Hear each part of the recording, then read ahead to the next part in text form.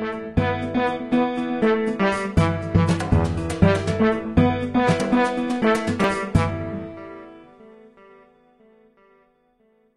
autre point aussi qui est important pour nous, Hitachi, c'est l'innovation, c'est être toujours tourné vers le futur.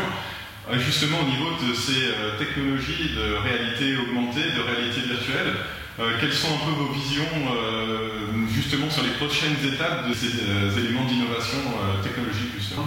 La prochaine étape, c'est donc de la réalité augmentée sans marqueur. D'accord. Donc on va pouvoir directement plaquer sur un mur ou plaquer sur le sol un objet 3D.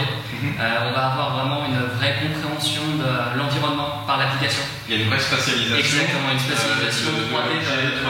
D'accord. Voilà. Merci beaucoup Yannick, merci Com.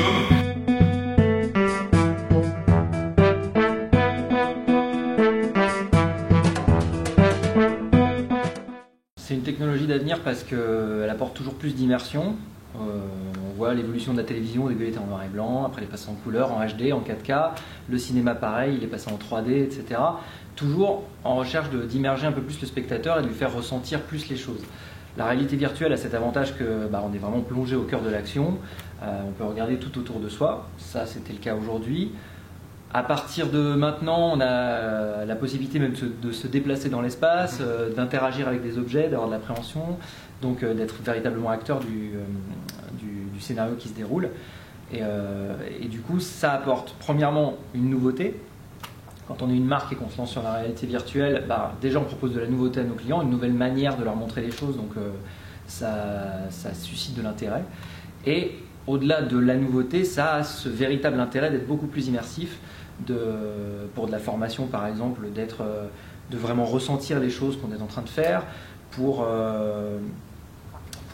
l'application d'un showroom virtuel, ça permet d'avoir tout autour de soi tous les modèles sans avoir besoin d'une pièce immense. Donc ça procure véritablement beaucoup d'intérêt et ça devient complémentaire de films plus classiques, d'animation, d'applications en réalité augmentée. Donc voilà, pour moi l'intérêt de la réalité virtuelle il est là.